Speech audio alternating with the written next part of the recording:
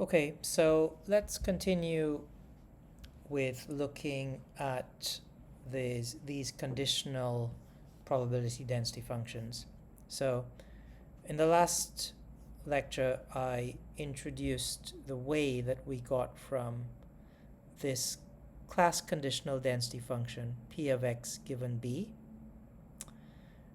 which is by considering the probability density function of intensities of pixels belonging to background. So whether or not we can directly observe this is irrelevant. We're going to assume that if we were to magically be able to get all the pixels that belong to the background, did a histogram and then scaled it appropriately, we would get this p of x given b. We do the same thing for the object pixels, so for the pixels that belong to the leaf, and we imagine we get this red curve, solid red curve, which is p of x given o. Now, in the expression for total probability, p of x, which is the probability density of intensities of pixels in the entire image, so if we were to just unconditionally grab all the pixels and do a histogram and normalize it, we get this green curve here, green solid curve. So the model, which is known as a mixture model, behind that explains. So this is a very much a conceptual argument, but the probability density function of all pixels is given by this expression here, which is p of x given b times p of b. And so p of b, as I said, is the prior probability that if we were to close our eyes, stick our hands in the image, or stick a hand in the image and pull out a pixel, that pixel that we've pulled out comes from the background. So I don't like to say measure, but it's basically the probability. It's a prior probability of a pixel belonging to the background of the image. P of x given o is the prior probability that a pixel belongs to the leaf or the object. So this is the expression we have, and because we know p of b plus p of o must be equal to 1, because it's just the law of probabilities, right? And also p of b and p of o can't be negative, so you don't have negative probabilities. You have probabilities themselves being generally less than or equal to 1, and if you've got multiple classes, then those probabilities should sum to 1. So these things, both of these, p of b and p of o, are going to be less than 1. And so when we multiply p of x given b by p of b, what we do is we scale the amplitude of this blue trace, and that would give us then the dashed blue trace. So the dashed blue trace is p of x given b times p of b. Okay? And similarly for the red trace, the dashed red trace, we obtain that from p of x given o by simply multiplying it by p of o. So that gives us this dashed red trace. Now, p of x is obtained by summing the dashed blue trace and the dashed red trace.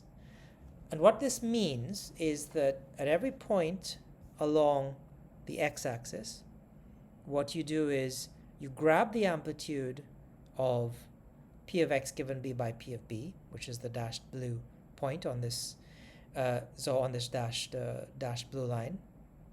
You do this. You find out what the corresponding value is for p of x given o plus p of o, and you add the two amplitudes together. So you can see from this that my diagram is not very accurate. But the important thing is that you're just adding amplitudes, right? So move along in space, along x, grab the height of one dashed curve and add it to the height of the other dashed curve, and that gives you the green solid trace of p of x. Okay, so make sure that you understand that. And so what I'm trying to do is to give you an intuition, so that if you see this expression here, you actually think in these terms of having two underlying class conditional density functions, p of x given b and p of x given o, scaling them by some prior probability, which is basically going to decrease their heights by a scale factor, and then summing those two scaled class conditional prior probabilities. So you can actually have a real intuition, sort of mechanistically build up what, how this green curve is obtained. So I hope that's useful. Now, when we set a threshold, and let's arbitrarily set a value of t somewhere along this x-axis, and we're going to say that anything that has an intensity, any pixel that has an intensity to the right of this threshold, so greater than this threshold, let's say greater than or equal to, just for consistency, we're going to say belongs to the object. And anything with an intensity below this threshold, we're going to say belongs to the background, okay, because our object is brighter than our background.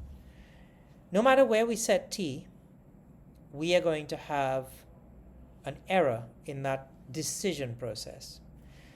And there are two sources of error. The one source of error is the pixels that belong to the object class, which have an intensity that falls below that value of t. And the other source of error is the pixels that belong to the background class, and which have an intensity that happens to be greater than that arbitrary value of t. So ideally, if we imagine this process again, we take some value of t and we slide that value of t up and down in the intensity space, make our decisions, and what we want to ask ourselves is, what is the location in x for setting t such that we get the optimal decision? And one way of proposing the optimum decision is to say, let's make the minimum error in this process. In other words, have a number of pixels which are incorrectly classified that is as small as possible. So what we need to do is to look at pixels that are object pixels that have been incorrectly classified as background, and pixels that are actually background pixels that are incorrectly classified as object pixels or foreground pixels. So that gives us effectively two areas that we need to measure when we set our arbitrary threshold t. The first area is the pixels that belong to the object class but happen to lie beneath the threshold. And so this yellow shaded area here represents the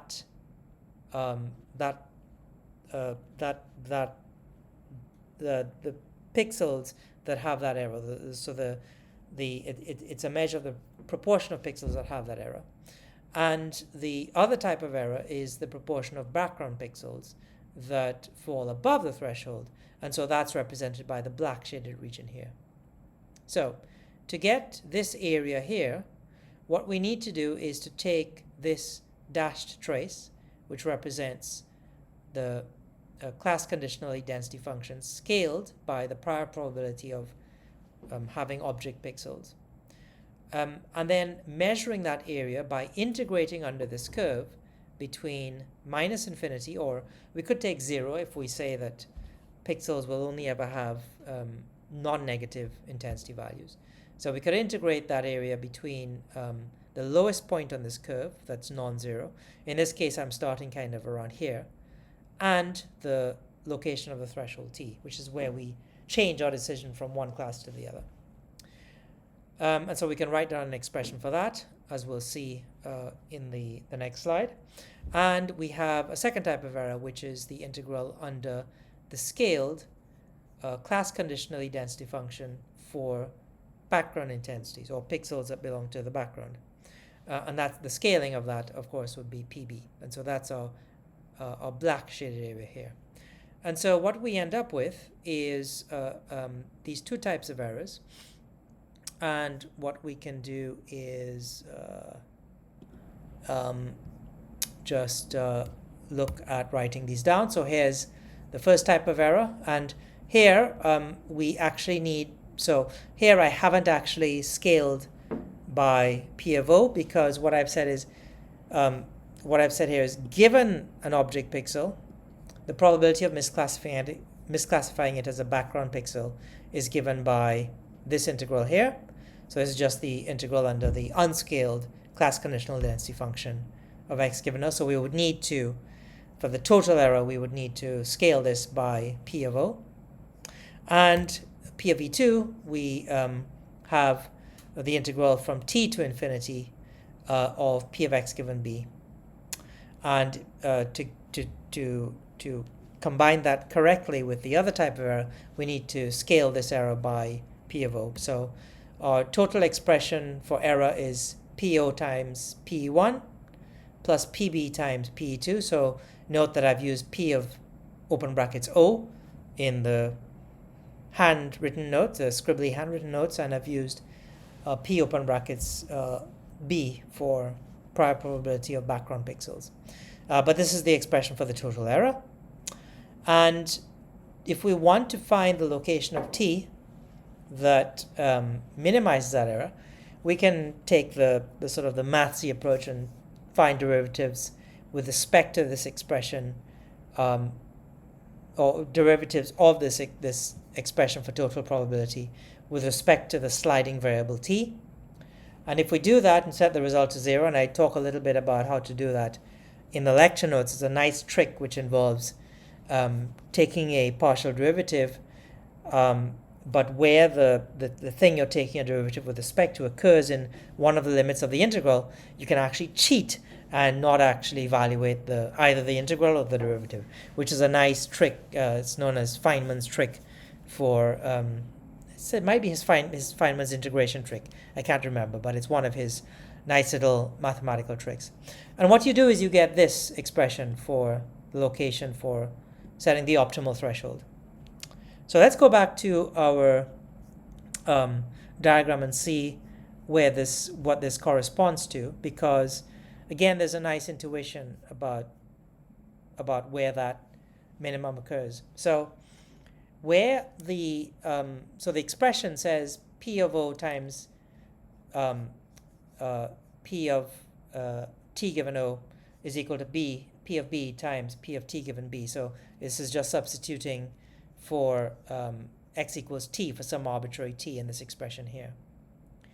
And what we end up with is that we end up with the expression being that the scaled, so p of x given b times p of b, is equal to p of x given o times p of o at the minimum point. So look back at equation 3 and you'll see that is the condition that needs to be satisfied.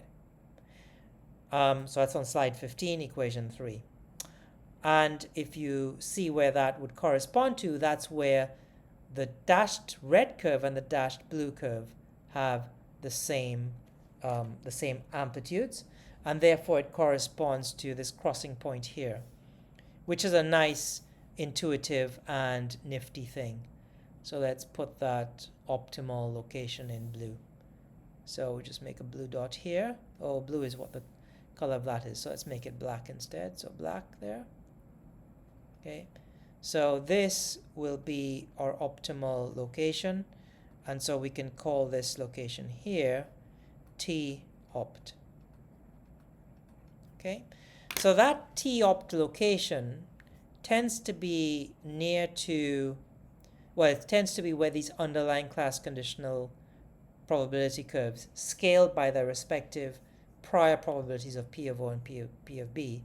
It's where those two dashed lines cross. But that often will tend to be somewhere near to the valley between the two peaks that kind of correspond to the total histogram. So in other words, if you look at the total histogram without knowing what the underlying class conditional distributions are, and without knowing what the priors are, searching near to the minimum between two peaks, assuming you have two peaks, is a good place to try to set a threshold. And so that's an intuition about where, and it's actually how I set the thresholds when I did the simple demonstrations involving both the leaf on grass and also involving the rice on the background, which you have in your practicals. Oh, actually, the P's on the background in the practicals, and the rice on the background from the demonstrations. So there's a nice intuition about where you set this threshold, without having to have visibility of the underlying class conditional density functions. So let's come back to the slides now. So that's right. Okay. So so that intuition is useful. We're going to come back to that in a while. Let's, however, look at another expression that sometimes you will see derived, where if you make a very specific assumption about what those underlying class conditional density functions look like, so that's the solid blue and the solid red traces, or the dashed blue and the dashed red traces, because those are just scaled in height. The shapes will be the same, will be inherited from the shapes of the solid red and solid blue traces. If you assume that those two underlying class conditional density functions are Gaussian, then you can express P of x given O by something that looks like this. So mu O would correspond to the peak of the red trace from our hand sketch, and mu B would correspond to the peak of the background trace, so the blue curve from our hand sketch. So if we make the assumption that both the class conditional density function of object and background are Gaussian and have respective expressions for both of those, then you can get an expression for the optimal threshold in terms of the mu O, the mu B, and the sigma O and sigma B. So these are the spreads of the respective underlying class conditional density functions. If we further make the assumption that sigma O and sigma B are equal, so they have kind of equal spreads, then you can simplify the expression even more to this. So your optimal threshold becomes something like this. So let's first of all look at this part of the expression, and let's ignore that. Okay. Again, this is in the spirit of getting an intuition for what this means as an equation. So the mu O plus mu B is basically, if you add mu O and mu B, so you basically take a location along the x-axis by an amount mu O, and then add an amount mu B to that, and then divide by 2, what you're doing is you're finding a point in between the peaks of your two underlying class distributions, which is kind of sensible. So sort of midway in between the peaks of those two underlying red and blue curves. So find the peaks of those two curves, and midway between is a starting point. And then you have a correction that shifts you either to the right or to the left of that. And that shift changes sign based on whether PB is bigger than PO or vice versa. Okay, because this is a log here of PB over PO. So what this is going to be is something that is either it's going to be less than, it's going to be fractional, or it's going to be greater than 1. And so that changes the sign of the log expression to give you something that's negative or positive. And so you're then adding a correction term that is either going to shift you to the right or the left of that midpoint between the two the two peaks in the class conditional density functions. And that how much you shift, so left or the right, is also scaled by an amount that's dependent on the spread of the distribution. So as the spread of the distributions gets bigger, then we have to make a bigger correction to the left or to the right. But also it's inversely scaled by the difference between mu O and mu B. In other words, how far apart the two peaks are. Okay, so if the two peaks are very far apart, then that correction term becomes less. And if the two peaks are closer together, then that correction term gets bigger. And what's going on with that correction term? So the correction term is kind of a measure of overlap of these red and blue traces, because both of these terms, the numerator and the denominator of this term here, affect the degree of overlap. So they're basically going to affect the amount of those shaded yellow and black areas, which is also going to be affected by these PBs and POs, which are the prior probabilities. Okay, so there's a real intuition to breaking down this expression and understanding what it means, and it's really very intuitive once you look into it. Okay, so let's move on. So we've talked about how you do this this sort of correction stuff, how you set a threshold. But setting a threshold using this expression, which is based on these underlying assumed models for the shapes of the class conditional density functions, is a big ask. We often don't know what the underlying shapes are. So we've been looking at how we determine a best threshold theoretically, and that's a useful conceptual model to have in your head for when you look at equations that describe setting optimal thresholds or minimizing errors. And so I'm just trying to give you this intuition through this bit of chapter 2. But practically, the real images almost never have class conditional density functions that are truly Gaussian.